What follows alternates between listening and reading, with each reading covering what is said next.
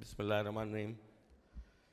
قابل احترام یوسف رضا گیلانی صاحب، میرے کلیگ میرے بھائی سعید غنی صاحب، اور اسٹیج پہ بیٹھے ہوئے جتنے بھی رضوان جعفر، میں یوتھ پارلیمنٹ کے ان ایونٹس میں گائے بگائے شرکت کرتا رہا ہوں اور نوجوانوں سے ہم کلام ہونے کا موقع ملتا رہا ہے.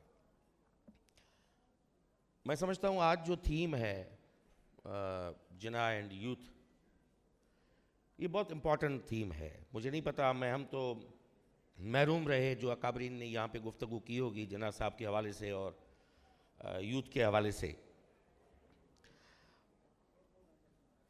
پہلے تو میں سمجھتا ہوں کہ جو پاکستان ہم سمجھتے ہیں کہ جنا صاحب کی وہ دین ہے اس ملک کو، اس پاکستان کو سمجھنا ہوگا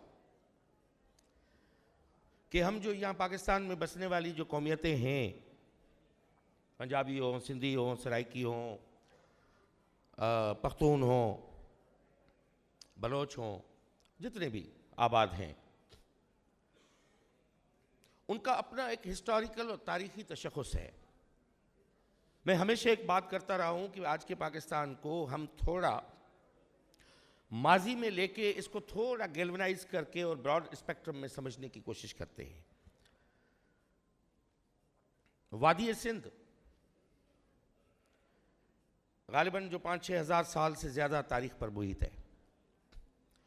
one of the ancient civilizations on the planet, Mesopotamian, Sumerian اور Egyptian and then contemporary Indus civilization, جو اسٹارٹ ہوتی ہے تبت سے اور اس کا جو لاسٹ جو اس کی ہے وہ گجرات تک. میں تھوڑا کوئکلی اس لیے اس بات کو میں پیچھے لے کے جا کے اپنی بات کرنا چاہ رہا ہوں کہ جو آج کا پاکستان ہے وہ مور اور لیس کچھ حدود کو چھوڑ کے یہ وہ ہمارا قدیم وادی سندھ ہے جس کا اپنا ایک تشخص ہے اور اپنا ایک ہے. جناح صاحب جو اس کے جتنے بھی جوہر ہیں وادی سندھ کے، جتنے بڑے بڑے لوگ پیدا ہوئے اس میں، جس زمانے میں پولیٹیکل، جو سعید غنی صاحب پولیٹیسائزیشن کی بات کر رہے تھے کہ یوتھ کو پولیٹیسائز ہونا پڑے گا. پالیٹکس ڈزنٹ مین دیٹ کہ جو پریکٹس ہو رہی ہے، جو پولیٹیشنز کو دیکھ کے ہم سمجھتے ہیں کہ یہی سیاست ہے، کسی شعبے کو پریکٹس سے منسلک نہیں کیا جا سکتا. دنیا کی پہلی پولیٹیکل ایجوکیشن پہ دنیا کی بنیادی 2 قدیم ترین کتابیں، Republica by Plato written in Greece and Arthashastra by Kautilya Chanakya written in India, the then India. اگر ان 2 کو آپ پڑھ لیں، اس کا موازنہ کریں اس زمانے میں کہ سیاست نے اس زمانے کے سماج کو کس طرح تبدیل کیا، تو پھر ہمیں یہ نوجوانوں کو سمجھانا پڑے گا، بتانا پڑے گا. Being a education minister I have no hesitation to confess that کہ ہم اپنے نصاب میں، اپنے ٹیکسٹ بکس میں آج تک ہم اپنے نوجوان نسل کو بہت سارا جھوٹ پڑھاتے آئے ہیں. یہ ہمیں قبول کرنا پڑے گا. ہم ان کو الٹے وید پڑھاتے آئے ہیں آج تک، جن کو ریئلٹی سے تعلق نہیں ہے. کچھ دن پہلے میں نے ایک بات کی کہ ہمیں جو ہیٹفل لٹریچر ہے اپنے نصاب سے اور ٹیکسٹ بک سے وہ نکالنا ہے. بچوں کو جھوٹ نہیں پڑھانا. جھوٹ کی بنیاد پہ پلنے والا اور بڑے ہونے والا جو نوجوان ہے، بڑا ہوگا تو جھوٹ پہ ہی بنیادیں رکھے گا اور جھوٹ کو ہی اساس سمجھے گا. ہمیں ریئلٹیز بتانی ہے. تو میں I'm coming to the point کہ جناح صاحب he was one of the great personality جو انڈس ویلی میں پیدا ہوئی، جس وادی سندھ میں. پاکستان 47 میں بنا. جناح صاحب کی پیدائش ہوتی ہے 1876 میں، اور اس پہ بھی اسٹل ہمارے ہسٹورین جو جناح صاحب پہ اتنے کتاب لکھے گئے ہیں، اب تک اس بات پہ ابھی اتفاق نہیں ہو پایا کہ جناح صاحب جھرک میں پیدا ہوئے تھے یا وزیر مینشن میں پیدا ہوئے تھے. رضوان جعفر صاحب ہمارے یہاں بہت بڑا المیہ یہ ہے کہ جس کے نام پہ ہم ایونٹ کر رہے ہیں آج، ہمیں اس کی صحیح ٹرو بایوگرافر بھی ہمارے پاس موجود نہیں ہے. اس کا پہلا بایوگرافر بھی برٹشر تھا، ناٹ اینی پاکستانی. کہ جناح صاحب پیدا کہاں ہوئے تھے، جناح صاحب کی جرنی کیسے رہی ہے. جناح صاحب کی فیملی گجرات سے مائگریٹ کر کے آگے جھرک میں آباد ہوتی ہے. آج تک کسی نے یہ کوٹ نہیں کیا, مجھے نہیں پتا کہ کس نے گیلانی صاحب بتایا ہوگا کہ وہاں پہ جب آ کے آغا خان کو دیدار کرنے کے لیے ان کے فادر آتے ہیں, جو Agha Khan one was migrated from Gujarat to Jhirk, اور اس کو دیدار پر مرشد کا دیدار کرنے کے لیے ان کے والد محترم جو ہے جناح صاحب کے آتے ہیں جھرک میں. اور وہاں پہ آنے کے بعد وہ اس زمانے کا بہت بڑا انڈسٹریل ہب تھا. وہ اس زمانے میں انڈس فلوٹیلا, وہ ایک پہلی جو اسٹیمر تھی جو چلتی تھی پورے اس سندھو دریا میں اور سمندر تک کنیکٹ کرتی تھی, انڈس فلوٹیلا, جس کا ہیڈ کوارٹر جھرک تھا اس زمانے میں. 300 سے زیادہ شاپس تھی, دکانیں تھی وہاں پہ. اور اس انڈس فلوٹیلا میں حسن علی آفندی, جس نے سندھ مدرسۃ الاسلام بنایا اور جناح صاحب بعد میں آ کے وہاں پہ پڑھے, he was employee of Indus flotilla at that time. وہ اس میں ملازمت کرتے تھے. اور وہاں پہ جب جناح صاحب کی پیدائش ہوتی ہے, اور جناح صاحب کا پورا پس منظر میں اس لیے بیان کر رہا ہوں کہ انڈس ویلی سویلائزیشن کی دو بہت بڑی سائٹس جو ہیں جہاں سے جناح صاحب کا کاٹھیاواڑ سے ان کی فیملی کا تعلق تھا, وہ ان کے بالکل متصل ہیں, ڈھولاویرا اور لوتھل.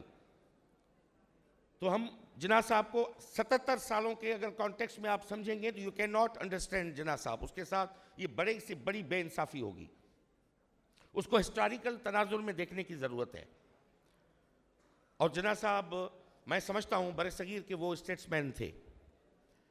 جسونت سنگھ نے لکھا ہے اپنی بک میں جناح انڈیا پارٹیشن انڈیپینڈنس, اس میں لکھتا ہے کہ وہ ہندو مسلم یونٹی کے وہ سب سے بڑے وہ قائل تھے, اور وہ ہندو مسلم یونٹی کے علم بردار تھے. وہ چاہتے تھے کہ اس طرح کی چیزیں ہوں. خیر میں ڈیٹیل میں نہیں جاؤں گا. میں چاہتا ہوں کہ ہمارے یوتھ کو, جو نوجوان ہیں, ان کو پہلی بات یہ ہے کہ ان کو ہماری تاریخ جو ہے وہ صحیح سمت میں پڑھانی ہے. ان کو الٹے وید نہیں پڑھانے, حقیقتیں اور ریئلٹیز ان کے سامنے رکھنی ہے.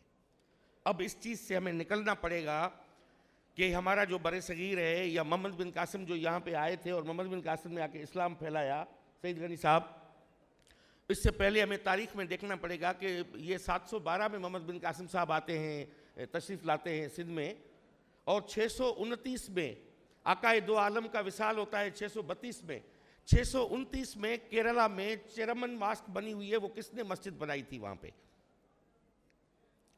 اگر یہ بات ہے تو آقائے دو عالم کی وہ حدیث ہے کہ مجھے ہند اور سندھ سے جنت کی ہوا آ رہی ہے, جس میں اقبال صاحب نے, جس کی گواہی دی ہے علامہ اقبال صاحب نے, کہ میرے عرب کو آئی ٹھنڈی ہوا جہاں سے, میرا وطن وہی ہے, میرا وطن وہی ہے. اس کو آپ کیا کریں گے, کہاں رکھیں گے آپ؟ تو ہمیں تھوڑی چیزوں کو کھلے دماغ سے پڑھنا پڑے گا. بچوں کو, اگر ہمارے نوجوانوں کو واقعی پولیٹیکل ایجوکیشن دینی ہے, جو میں سمجھتا ہوں پاکستان میں پولیٹیکل ایجوکیشن کا بہت بڑا فقدان ہے. اس میں پارلیمنٹ, سینٹ سے لے کے نیشنل اسمبلی سے لے کے پروونشل اسمبلیز اپنا رول پلے کر سکتی ہے. پہلے کچھ ایک انسٹیٹیوٹ بنا تھا میرے خیال میں پپس کے نام سے, جو پارلیمنٹری اسٹرینتھننگ کر رہا تھا. ہمیں خود پارلیمنٹرین کو کوچنگ کی ضرورت ہے.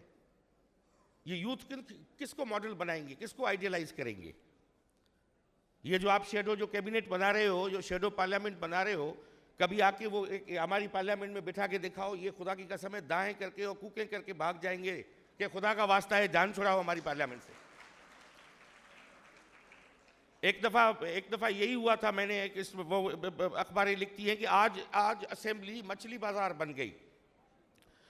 تو میں نے کہیں پہ کہا کہ میں خدا کا خوف کرو, کہیں کل پریس کلب پہ اور اسمبلی کے سامنے یہ کراچی کے مچھیرے آ کے کھڑے نہ ہو جائیں, وہ آ کے کہنا شروع کر دیں کہ اس پارلیمنٹ سے زیادہ تو ہم مہذب ہیں, ہمیں کیوں آپ مچھلی مارکیٹ سے اس کو منسلک کر رہے ہو؟ مچھلی مارکیٹ تو اور زیادہ سویلائزڈ ہے. So we need to go for that. میں سمجھتا ہوں کہ اس کو کنٹینیو رکھنا چاہیے, پولیٹیکل ایجوکیشن جاری رہنی چاہیے, اور یہ یوتھ پارلیمنٹ کے جو سیشنز ہیں اس میں برین اسٹارمنگ سیشن نوجوانوں کے لیے خاص طور پہ پولیٹیکل ایجوکیشن کے کانٹیکسٹ میں رہیں تو یہ بہت اچھا ہوگا.